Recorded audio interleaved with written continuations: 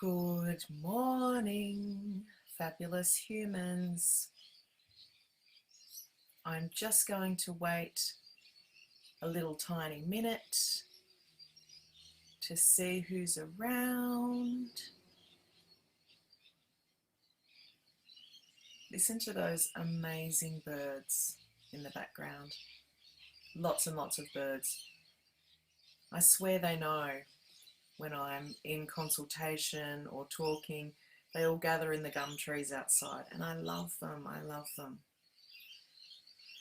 So, I'm going to talk about laziness, demand avoidance, and not being able to do things. So twice this morning I've been asked a really fantastic question about how can you tell the difference between just laziness and other reasons for not being able to do things.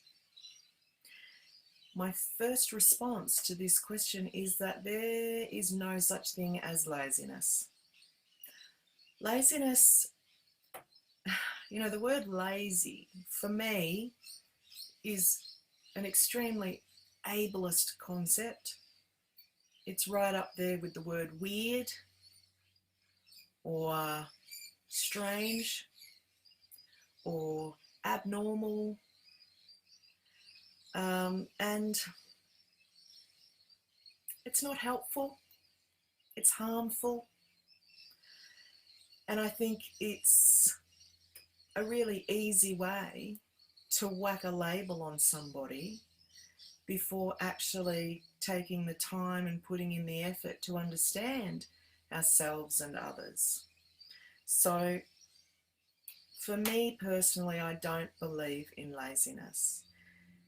And when we apply the word lazy to even simple things like a child or an adult not being able to get out of bed or wanting to stay in longer before they get up, I don't even think that's laziness. I think that's called being tired or being anxious or being unhappy about their workplace and not wanting to show up for that. There are other ways we can describe that process other than saying laziness. There's usually very good reasons for people not to show up in the world or not to be able to perform. So, something that I noted about the question that was asked this morning was there was more information within the question that was asked by two different people around how we can tell the difference between laziness and demand avoidance or other reasons for not being able to do things. There was the information in addition to the question was that what these people have in common is that they're unable to do things that they would like to do. So it's not just about not being able to comply with the wishes of others or instructions or doing as they're told. It's also extending into their daily lives where they're unable to perform in a way they would like to for themselves. Now, there are all kinds of reasons why people are unable to do things they'd like to do or unable to do things that are expected of them. We have ADHD, we have autism, we have poor mental health, we have executive functioning challenges, we have demand avoidance that comes along with being autistic or ADHD, we have pathological demand avoidance, which is a whole other thing, and so many other things that I don't even know about, that I can't speak about right now in this moment. The other reasons, again, for people possibly not being able to do things in their life that they'd like to do is because of confidence issues, because of a lack of support, because of no modelling by people in their lives or family or parents. Sometimes they don't have the financial means. Sometimes we struggle to prioritise in our lives what's important, what needs to come first. There are so many reasons. unidentified and undiagnosed neurotypes, such as the ones I've just mentioned. And, you know, sometimes when we're unable to engage in a specific thing or do something for ourselves that we want to do, sometimes that can also be about not tuning into our wise bodies. This process of incredible wisdom between our brain and our body.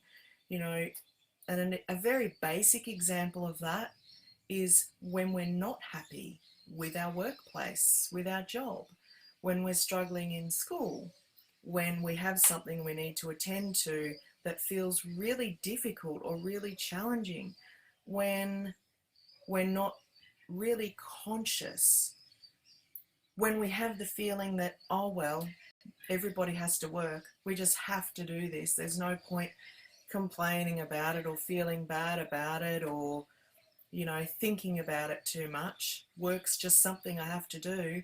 So when you're in a cycle of having to show up for a job you hate every day, of course you're not going to want to get out of bed or, you know, not be able to feel like you can do things in a timely manner. That would have an impact on any person, really. But our body attempts to communicate to us what doesn't feel right. Our body and brain work in cohesion, this neurobiological process of trying to communicate to each and every single person what feels right and what doesn't feel right. And you can look at that from a basic physiological perspective. You can look at it from a spiritual perspective if that's how you roll. But our bodies know. Our bodies are wise, and it's really important to tune into them around what feels okay and what doesn't. And, you know, I've been asked what works for me as a person with PDA, as an autistic person, as a person diagnosed ADHD. There are so many contradictory processes that I employ in my daily life. Sometimes I plan and that works really well. Sometimes I cannot plan or I cannot do, because sometimes a plan means demand. It means pressure. It means I'm not going to follow through with it. I am the most skilled organizer in the world. I swear to God, I am so good at organizing. Following through is a whole other story. Sometimes there will be other people in my life that will pick up on things that aren't necessarily working well for me. And one of those was planning out a weekly menu in terms of what we were going to eat as a family for dinner every night. So this pattern began to emerge where I wouldn't have cooked dinner by the time we normally eat, or I'd be looking for something off menu to cook, or I'd be ordering takeout and feeling tired and not wanting to do it. Now, I love cooking. I love creating with food.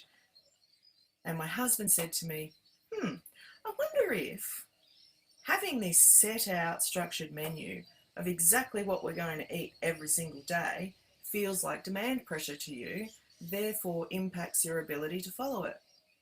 And I said, wow, that's really interesting. Why don't we just see how we go without a plan? Took the plan away, no problem. So again, there are things in my daily life that I plan for and some things that I don't. I think tuning into our intuition is really important. When we don't tune into our intuition, then we're working against our brain and our body. So we're going to feel tired, we're going to feel exhausted, we're going to feel unhappy, we're going to feel confused, we're going to feel sometimes disabled, unable to comply with the things we'd like to get done in our lives. Intuition is the highest form of truth for a human being. So if somebody asks me to do something, I used to very quickly say, oh yes, yeah, sure, no problem. Because I was people pleasing, because I have a drive to help people and to be useful and to serve others. And then it would come down to the moment and I'd pull out. I'd find a reason to get out of it. And this went on for years and years and years. And then I realised, okay, this is not working for me. And the insanity there for me, and actually there's a really clever saying, and it's the definition of insanity is repeating the same behaviour and expecting different results. And that's what I was doing.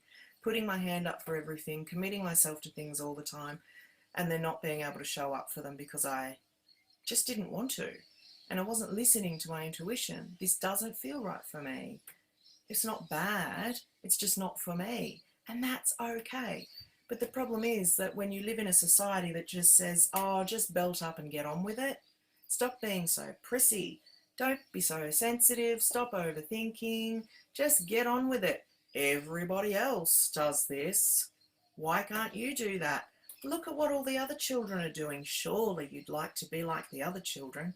That's the kind of society we live in, right? So when we want to engage with the process of tuning into what actually feels right and good for us and what doesn't, it's almost like we have to go against everything everyone else is doing and saying, and that can be really difficult, especially when you're an autistic person who has spent a long time in your life creating a mask and wanting to be accepted and trying to conform.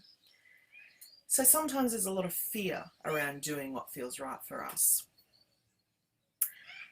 Again, getting real about, you know, what does feel right and what doesn't.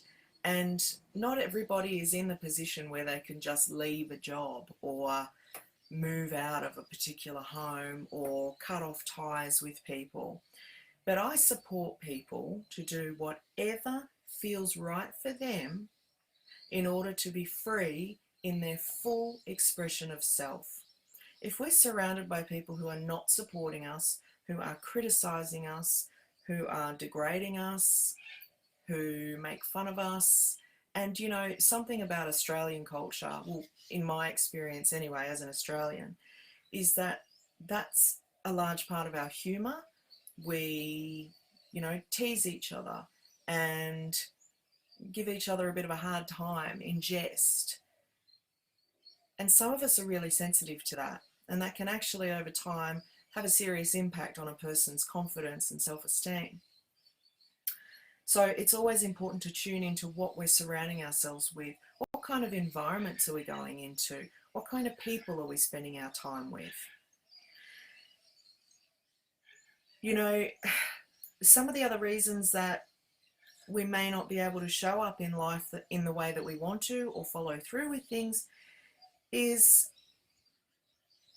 because we need a lot of rest. And sometimes it's as simple as that. If you're a neurodivergent person, you are going to require a hell of a lot of downtime and rest. And sometimes it takes people a really long time in their lives to come to terms with that and accept that, or even be aware of it.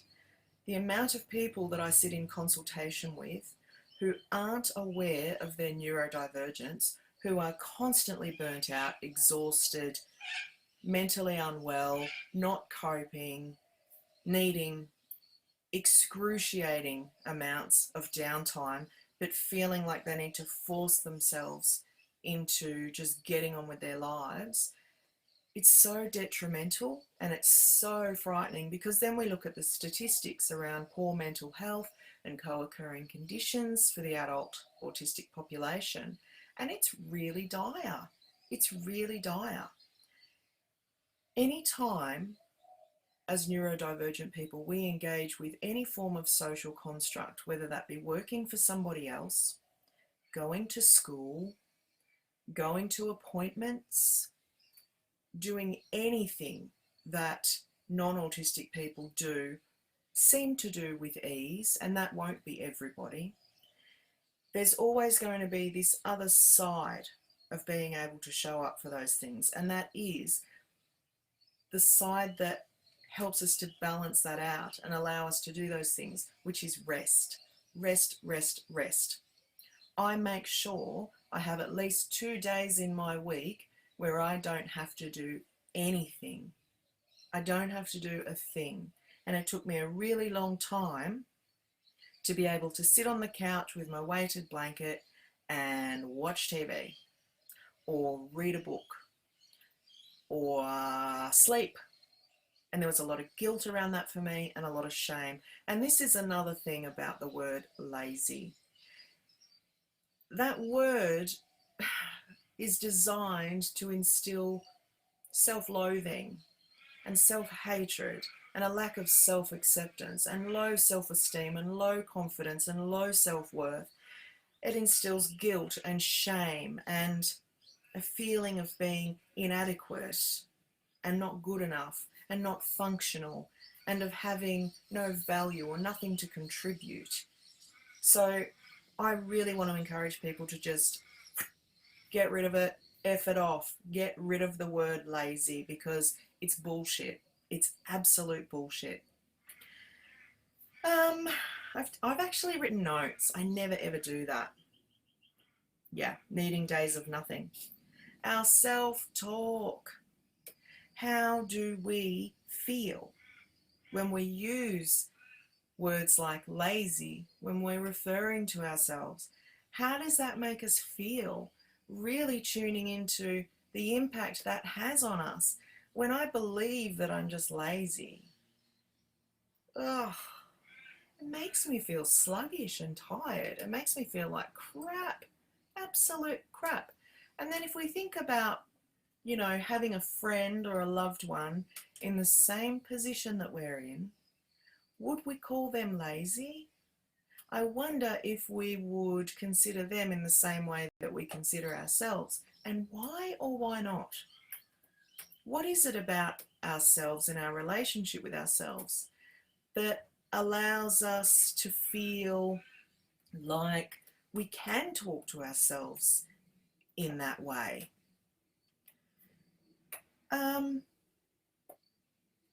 Knowing when to quit. The word quitting, you know, I've noticed something recently about social media and memes and inspirational quotes. A lot of the inspirational quotes that I see circulating, they don't feel very inspiring to me. I think they're very much about targeting people who believe that they are lazy. Hi Sarah, hi Amy, hi Fiona, hey Tam, hello Alison. It's lovely to see you all. Those quotes, when they say things like, stop making excuses, kick yourself in the ass and get on with it, it's a bit ableist. It really is. It's just encouraging us to give ourselves a hard time.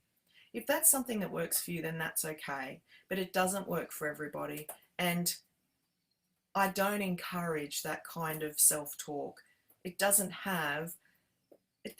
tend to have really good results for people. So knowing when to quit can be an empowering thing for ourselves. Doing something over and over and over and over and over that does not work for us means that there are very good reasons why it's not working for us. Whether that be, you know, dieting or starting an exercise regime or engaging with study, whatever it is, it can be absolutely anything. And I'm not saying that, you know, focusing on our health is a bad thing. Of course it's not. But how can we change the way we do things? Asking ourselves, is there a way I could do this in a way that's really kind to myself and gentle? How can I be kinder to myself? If I imagine being on the outside of myself and seeing myself through the eyes of somebody who really loves me unconditionally, how might I approach this situation? What do I need in order to be supported to achieve my goals? How can I be loving and nurturing and kind to myself? Self-exploration. So knowing what feels right for us, knowing what makes us happy, knowing what makes us feel like crap, and not forcing ourselves into doing things that feel crap. And again, you know, knowing that you have permission to do that. That's a really foreign thing for a lot of people, because again, we live in a society where people are expected to just suck it up, and get on with it. This is what life is about. This is how we do. This is what people do. Too bad. You're tired? Poor you. Too bad. Oh! Makes me cringe. It just makes me cringe. This is the only life I get as me, and I want to make the most of it, and I want to be happy. You know, we wonder why people have such a hard time being happy or feeling, you know, joy in life when we're surrounded by talk like that from people. So our relationship with ourself is so paramount and imperative to the way that we live our lives. It's okay to give ourselves permission to do in life what feels right and good for us. And it's okay to say no to things. You know, my self-talk around getting things done changes all the time. Demand, for a person who has demand avoidance, and whether that be demand avoidance that comes with ADHD, or the demand avoidance that comes with being autistic, or whether it's pathological demand avoidance, or just not being able to do things, whatever it is, because there are so many forms of this, sometimes I will say to myself, I would like to mop the floor today, but I don't have to. And guess what? Most of the time I get it done, because I've taken away the harsh language. And that will not be harsh or feel too hard for everybody, but it does for me. If I think to myself, I have to get this done today, oh, the exhaustion and the pressure and how I feel about getting it done means that I'm probably not going to get it done. Then I'm going to feel remorseful and guilty and shameful and like a failure and a bad wife and a terrible mother. That is where that will take me. And I know that because I'm 40 and I've lived this out for a long, long time. So now I change my language around it. I'd like to wash the dishes today, but I don't have to. Because at the end of the day, you don't have to. You absolutely don't have to do anything, but there will be natural consequences. Another thing that I do is, because I struggle with executive functioning, because I'm autistic, because I'm ADHD, I do write a list sometimes. So if it's 10 o'clock in the morning and I like to sit and have a coffee before I start my day and have a bit of a scroll through social media, and you know what, I'm not going to put shame on screen time and social media, because the reality is our brains are different, and screen time for many neurodivergent people is regulating and calming. So I support people to do what feels right for them. I have that time for myself. If it's 10 o'clock in the morning, I give myself ample time. So I might write down 11 a.m. I'll stack the dishwasher and start the dishes. And then I'll sit down for 15 minutes. And then, I don't know, 11:30, I'll put a load of washing on. So I break it down into really simple, manageable steps. And even though I struggle with demand avoidance, my determined part of my nature sees that list as a competition, and I zoom through it. Sometimes I don't get all the way through, and that's okay. It's better to have tried and to have got even one thing done than to have not got anything done and give myself a hard time for it. There are lots of different ways that we can work around demand avoidance. It just depends on what feels right for us. If another person asks me to do something or asks something of me, I'm very, very sensitive to language. So my brain, my threat response will easily be triggered by the structure of a sentence or the words that people use. So I've talked about this before. I had a friend who I love and care for very much, one of the most gentle souls in the world, said to me one day at the end of a conversation, oh yes, just make sure you remember to blah, blah, blah, whatever it was. And I felt this instant, oh no, oh no. And the neurobiological process of that is triggered, let's get away from this person. And then again, because I'm 40 and I've had a lot of practice with this, I'm able to sit back with the discomfort and watch the process and observe the thoughts and the feelings and the actions. I take my time to sit with what's happening, recognize it, understand it, and go in later. But I sat back and I watched the process of my brain telling me all the reasons I could no longer have a relationship with this person, all the reasons I could no longer trust this person or connect with this person. And of course, my rational brain goes in and says, oh, wow, you know, this is really interesting, really interesting. Of course you trust this person, Kristy. Of course you know that half the things that are running through your mind are not true about this person, but that's my brain's way of trying to get out of being the recipient of another perceived demand. So had that person said to me, I wonder if you'd be open to the possibility of fixing up that thing later, or oh, I wonder if we can get that thing fixed up later, or how do you feel about fixing that thing up later? Those are words that I'm much more able to contend with. And I don't have any control over that process. And that is what pathological demand avoidance is. That's a process that's forever going on inside of my brain. So there are many forms, again, of not being able to do things and many reasons. It's so complex and it's so multi-layered.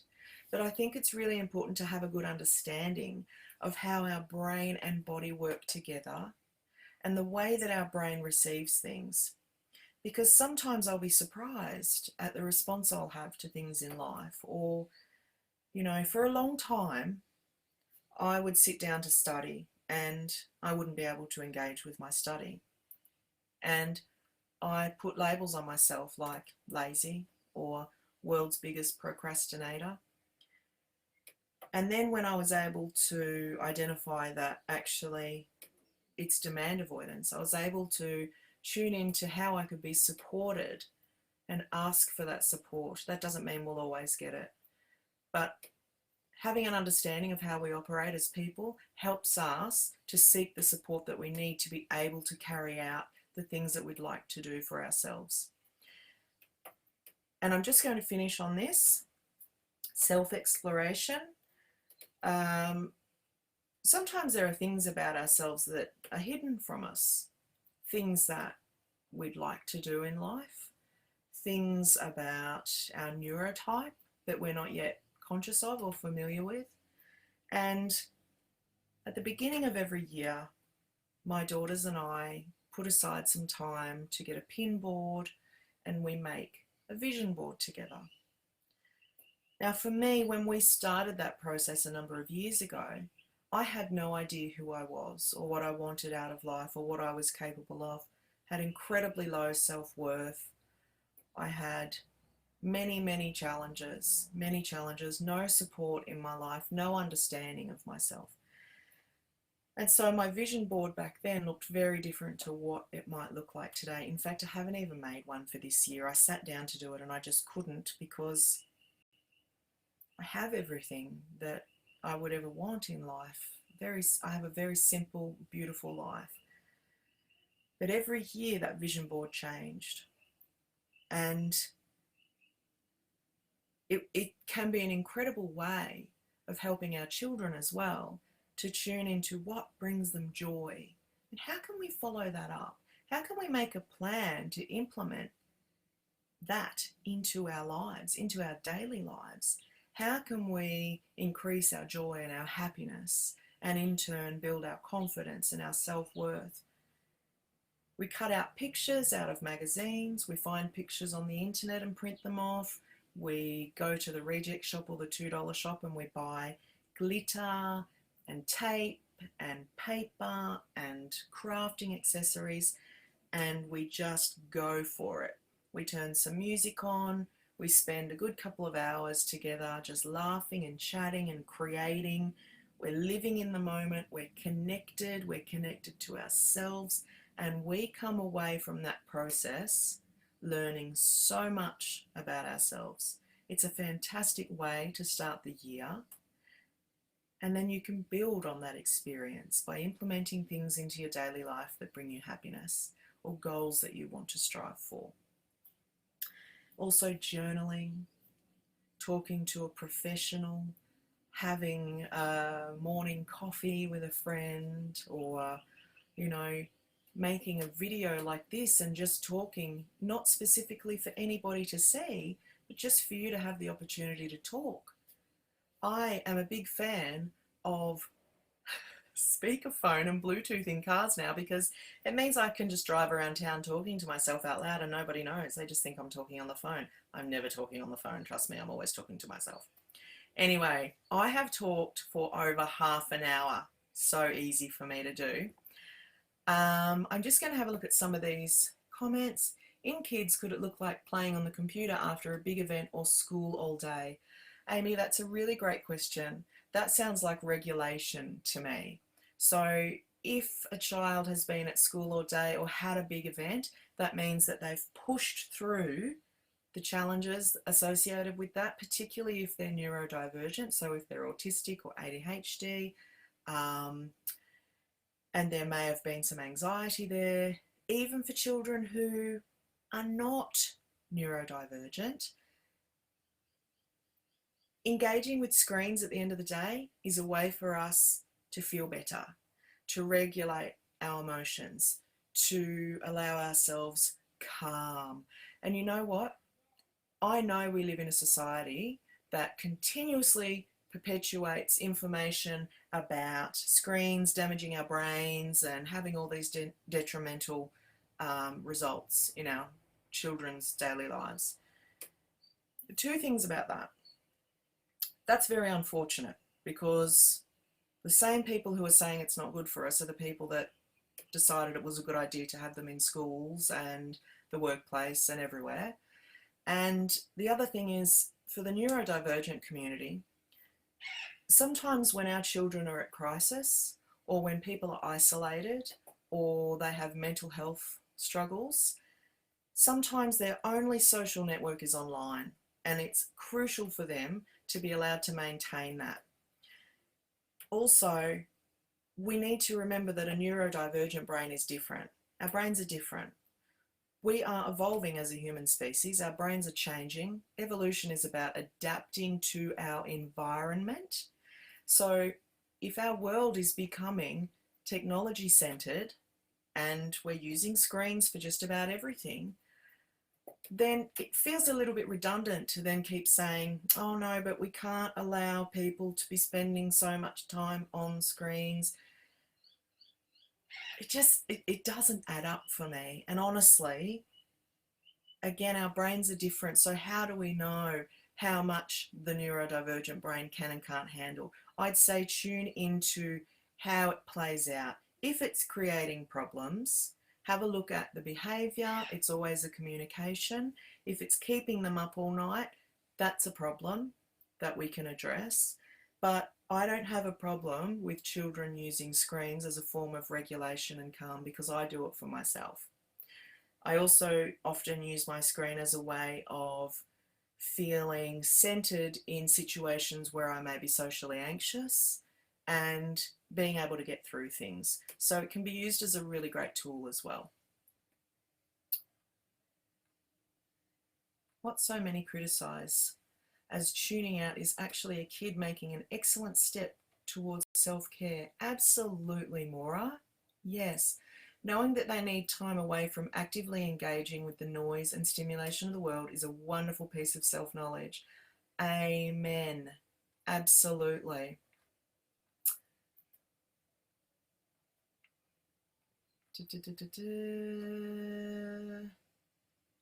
Oh, Wendy, yes, I understand. There will be a lot of guilt associated with allowing our children to have screen time, and that's because of the constant messaging around how bad it is for us. But, you know, I think it's really important to pay attention to what works for us. It doesn't mean it has to work for the rest of the world. You know, there are some things that the rest of the world would poo-poo at in terms of how I parent my children and how I allow them to live in their full expression as neurodivergent people. And I don't care. I don't care, because at the end of the day, our mental health and well-being, our lives, the way we flourish, the way that we live, the way that we thrive is what's priority. And if we lived in a state of being the same as everybody else all the time and always doing the same thing, there'd never be any change, there'd never be any evolution, there'd never be any innovation or progress in the world. So I support you in doing what feels right. I find I get more information out of my son whilst he is using his screen time. I'm a developmental educator, but with my son it works for him. Yep. I believe you, absolutely. When our children are in a state of calm, there's so much more that they're able to do. Anyway, I'm really off topic now.